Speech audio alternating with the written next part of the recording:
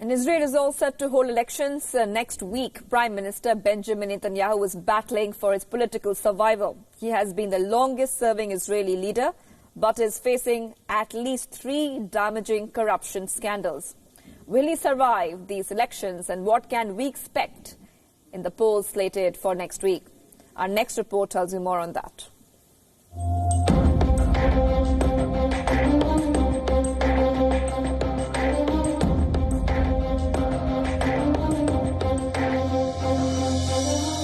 Israel is going to the polls again. It is the second time in 6 months that voters are called upon to decide who their prime minister will be. A last round of elections in April, Benjamin Netanyahu failed to form a government. His coalition of right-wing, far-right and ultra-Orthodox parties managed to get the majority of seats. But when the time came to secure it, irreconcilable divisions between Netanyahu and his former defense minister Avigdor Lieberman caused the coalition to collapse.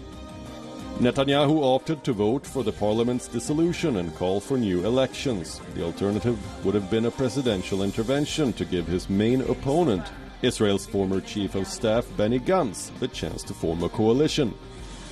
אנחנו ננהל מסע בחירות חד, בהיר, ובו אנחנו ננצח. Lieberman represents a conservative secular segment of the Israeli society, which demands that all citizens, including Orthodox Jews who are currently exempted, serve in the military. Many Israelis feel it is unfair that Orthodox Jews, who make up 10% of the Israeli population, enjoy the state's security without personally contributing to it. Lieberman's decision to stand firm seems to have gained his party, Israel Our Home, more popularity, making it potentially Israel's kingmaker. Not much has changed since the last elections. Netanyahu is working hard to gather more consensus on the right wing. He pledged to annex Israeli settlements inside the Palestinian territories and paid a visit to the ultra-nationalist settlement inside the West Bank city of Hebron, where 1,000 Jewish settlers live heavily barricaded and armed inside a Palestinian city.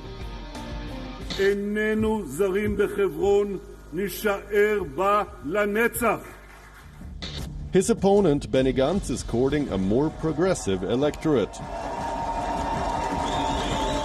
He criticized Netanyahu's decision of not allowing U.S. Congresswomen Rashida Tlaib and Ilhan Omar to visit the West Bank, and welcomed a new coalition of Arab parties taking part into the elections. No corruption. Benny Gantz, a former chief of staff, heavily criticized Netanyahu's approach to Israel's security, accusing him of an attempt to politicize the successes of the Israeli Defense Forces to favor himself. For instance, when Netanyahu recently announced Israel's security plan, he unveiled a secret nuclear site in Iran. Today we reveal that yet another secret nuclear site was exposed in the archives that we brought from Tehran. In this site, Iran conducted experiments to develop nuclear weapons.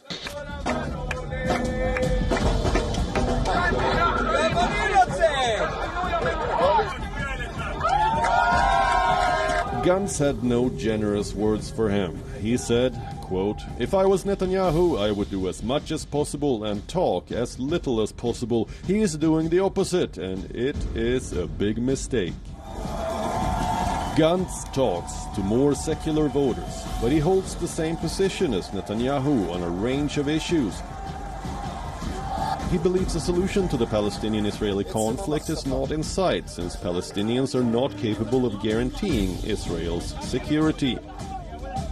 He approves the concept of Israel as a Jewish state and pushes for a zero-tolerance attitude against Hamas in Gaza, Iran and all its proxies active in West Gaza, and Israel's election challenger Benny Gantz saying, President Rouhani, on my watch, there will be no Chamberlain Munich agreement with your vicious regime.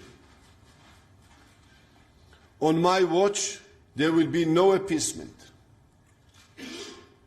On my watch, Iran will not threaten Israel by taking over Syria, Lebanon, or Gaza Strip. Nor will it undermine pragmatic regimes in the Middle East. On my watch, Iran will not have nuclear weapons. All in all, the campaign of these Israeli elections redo has been milder than the previous. A more disaffected electorate is expected to be more reluctant to go out and vote, and this could turn into a problem for Netanyahu. Many in Israel consider this election unnecessarily expensive and an obstacle to the country's smooth functioning, and blame Netanyahu's ambition. Recent polls started showing the center-left front ahead of Netanyahu's right-wing coalition, a trend which should worry the current prime minister.